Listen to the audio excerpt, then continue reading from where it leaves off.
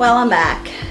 I wasn't really sure I was going to do this, me in front of you talking, but my daughter said she actually quite likes it, so I'm going to give it another go. She left us a little drawing, if you can see up there, the cat. The other one, if you can see that, the bowl is mine. So today I thought we might get back to the garden. I know a lot of you quite like that. I was thinking of doing a little bit of history about the garden, but you know, we've been living in this house for, is it 27 years now, which is a long time, and the garden has been one of those do some, not do some. You know, when we first moved here, I got right into it, but when we moved here, I was also 6 months pregnant. So once my daughter arrived, and then not long after she was born, 4 months, I think she was 4 months old, we went to Denmark to live. And when we came back, I was halfway through another pregnancy. So the garden over the years has been incredibly neglected. I'd get these big spurts and I'd get out there and I'd do some work, and then something would happen and I'd lose it all again. But so now, this last summer, I guess for the last few months, I've been trying to get out there and do a lot more. I love the idea of growing my own vegetables, but one thing that I've always wanted in my garden is flowers. I want a macro garden. You know, I love macro photography, and I know a lot of you know that about me. I have so many different ways of doing macro photography, different lenses, different things to put on my lenses to take photos. So I get a bit sick and tired of always having to go somewhere else to take photos of flowers. So a couple of years ago, I had this brilliant idea of creating my own macro garden. I also had this idea that maybe then I could teach macro classes here, but I don't think we'll go that far anymore. But having flowers in my garden is something that I really, really wanted. And I think there's enough room in this block of land, in my almost quarter acre, to be able to do both, to have flowers and to grow vegetables. So I have been, over the years, growing more and more. This year, I think, has been the best year for flowers. I've got so many out there, probably because I've been doing lots of work in the garden. So I think probably the best thing now is to just leave it here. And Clara, I hope you enjoyed this bit, and let's go and take a look at the garden. Okay?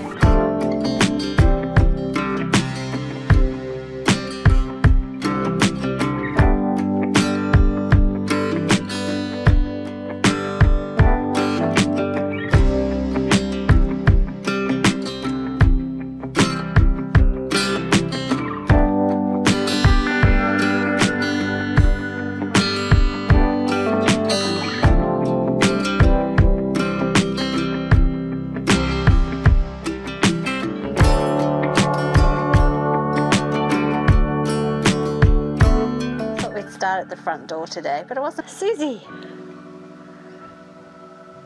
she loves coming out and just rubbing herself around on the cement. That's a bit wet, so she's not going to like that.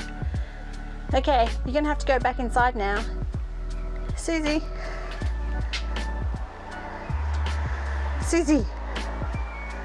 go on inside. She's just going to annoy me. So this is my this is a hydrangea that I saved from up near the driveway. It has doubled in size since it got here, and it's now flowering for the second time, which is gorgeous. Oh, somebody's meowing at me. I better go and see what she wants.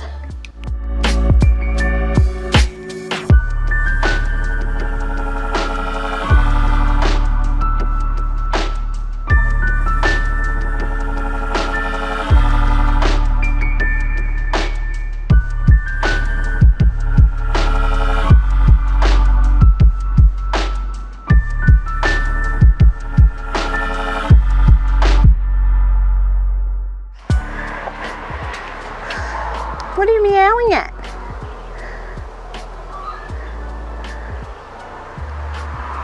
Susie. Okay, I should try and stop getting distracted. So these are one of my dahlias. It's not a very good example because it really needs to be cut off now. So, but here's another one. I don't photograph this one too often, my hyacinth. I don't know, I think there's something about some colours just do not photograph very well. And red is one of them. There's not really that much more out here. I planted some peonies, but if I'm honest, they didn't flower. I'm not sure whether it's because they're not getting any sun at all here in the summer, whether I didn't plant them right. I don't really know. Anyway, shall we go and have a look in the front garden? Before we head out the front, I've got this one here, and I've got this one over here which gets these beautiful pink flowers as well. The snails love this one though. I have to keep checking it for the snails. The bees have been wild at the moment. So I've been loving these and taking photos of these. There's also lots of cosmos. Although I don't know why they've all come out. They're supposed to be mixed colours, but they're all the same colours. Oh my God, can you hear the bees?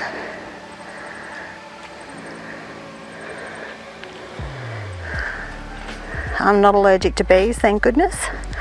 It's a great display of zinnias though. I think they look great. Some broccoli, which I don't think is going to do anything, but anyway. But I've got these seeds for dahlias which I've planted, and I can see that they're starting to grow buds, so we'll get some flowers. This is another dahlia that I've grown, but it hasn't actually flowered yet, but looks like it's not too far away. This dahlia has just been stunning this year. I've had so many flowers, I've cut so many off it, and it just keeps flowering. This is another dahlia, I think. And then there's this one down here as well. I saw Nigellas quite a few years ago, and I just loved how different they were. But I thought the plants would end up a lot bigger than this. So in some ways, they've been a little bit disappointing. I planted some zinnias in here as well, some giant zinnias, so we'll see what they end up like. Of course the sun has to come out now that I've come out. It's been overcast all morning. This is another hydrangea that has done so well this year. Last year it was in a different spot and it really didn't do that well. I think it got too much sun. Sun is not good for your hydrangeas. Check this one out. This one did have lots and lots of flowers, but it just gets too much sun where it is. So next year, I'm thinking this year sometime actually, I'm going to take some cuttings off it and see if I can grow another plant. And I think I might move it and put it near the front door where the peonies are. And I might put the peonies out here along the front of my house where they'll get some morning sun. And that's about it. But also down here, I've also planted, I don't know what that is, this thing here, but I've also planted some, I did a whole heap of giant zinnias in seedlings, so I've been planting them everywhere I could think of. And over here is something that I grew from a cutting, which I didn't think would grow, but did. It's actually done really well. It's become a really massive plant. And up here, don't look at the weeding too much, will you? Because this place needs a lot of weeding. So I've got some plants here that I've been cutting back, but this is another part of the garden that still needs lots of work. We'll get there eventually. I do have a daisy bush just around here, which I just recently cut right back. So hopefully it will grow again and flower again. But I also have these irises. I think they're African irises or something like that. Not really sure exactly what they're called. I've heard them referred to as rain flowers, that they come out after the rain. Garden beds, in lots and lots of them I've planted marigolds. I think they're supposed to be good for the soil, and who knows, but can't hurt. That's the opinion I have about most of these things.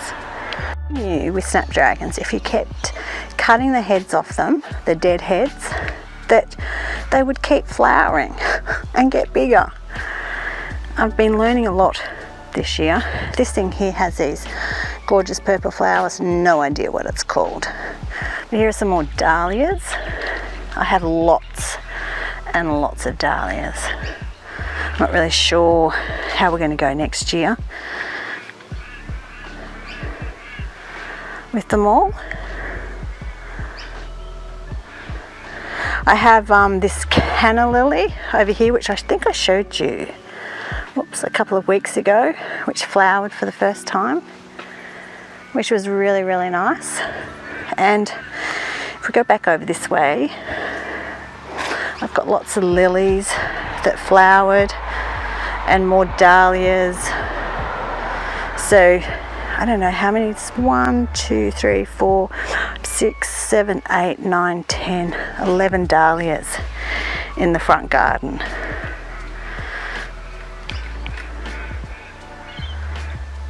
Bit here is a bit new. I planted, I sort of never really had anything here, and the soil never did that well, but I put in a heap of compost and then I planted all these zinnias.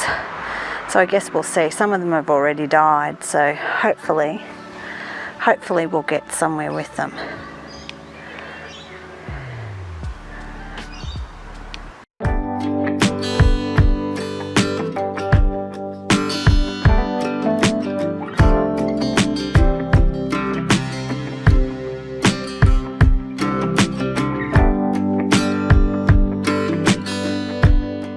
So we're in the backyard again, and the backyard is basically nearly all vegetables except for this massive patch of dahlias that I have growing here in the backyard. Some beautiful dahlias around. I think they're nearly all flowering. I planted, I can't remember how many I planted here. I think I planted 8.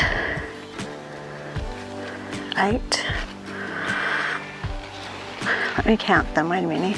1, 2, 3, 4, 5, 6, 7, 8. I planted 9 and one of them never came up.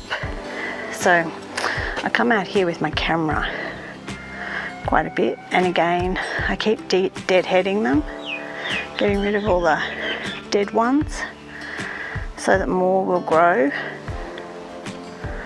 They've been stunning. Here's one, this is a massive one. I love this one. These ones, I'm not really sure how I'm going to photograph them. They're taller than me. Again, you can see the difference between the soil in the backyard compared to the front yard. The soil out here is obviously heaps better because it's, look at the size of these dahlias. The ones out the front are nowhere near this big. I think over the winter, when they all die off, I think I'm going to have to do a bit of work to the soil. Okay, we're just going to have a look at one last area. Susie in the window. There's obviously something out here that's upsetting her because she got very upset before. Now this had a massive one of those African irises in it, and we dug it out. Actually, a friend of my daughter's did it for me. And we have plans for this area, but just in the meantime I planted some cosmos, but the weeds here are so bad. I've got no idea what these weeds are. They are annoying. They're like little bulbs, but they're not. So I probably should have left this and just kept pulling out the weeds. I did plant some I thought I planted some ranunculus here, but I don't think they came up, so unless that's them there. But the rest of it is just all weeds. So around here, this is like the side part of our garden, which is like my own little bit of wilderness. So I'm been trying to work out whether I'll do anything here or not. It's the wrong time of the year. This angel trumpet tree was flowering this last week. It was beautiful. It's always beautiful when it flowers. So I've been trying to work out whether I should plant flowers here or not, because you know, it's kind of a bit of a dead area, you know, lots of weeds, and it's kind of one area I haven't really done any work on at all, except try and keep the weeds down. But I'm actually starting to think maybe this could be a good area for plants that need lots of shade. So I might have a bit of a think about that over the winter, and maybe next spring we might plant some things. You can never have too many flowers in the garden, and the way I look at it, flowers brings, you know, the bees come for the flowers, and that can only be good, right? So I'm going to go for that. I did plant some forget-me-nots down here, but so far not much has been happening with them. My shed, I think, is going to go. The roof is leaking. I don't know if I've spoken about it before, but this was my art studio and we did some work in it, but the roof's leaking everywhere. It's got mold in it, so we've decided it's going to cost us too much money to get rid of. To upkeep it. And the back part of this property is an easement, so, you know, Melbourne Water could come along, or Yarra Valley Water could come along anytime and say they've got to redo all the sewage drains or whatever, and the shed has to go. So we're actually thinking we might get rid of it, but before we do that, I've got to work out what I'm going to do with everything that's in it, all my art things, my easels and all my paper, if it's still any good. And then we're actually thinking of building a greenhouse here, but bringing it a bit further from the fence, so that if we do, then we won't have to worry about the water again. Might just put some trees or something behind the greenhouse, I don't know yet. So anyway, that's basically it. So as you can see, I've got quite a few flowers. I'm hoping to get more with time and with my veggies, and you know, see how I go. I just hope nothing happens that I have to abandon my garden again. Okay, well, that's it for today.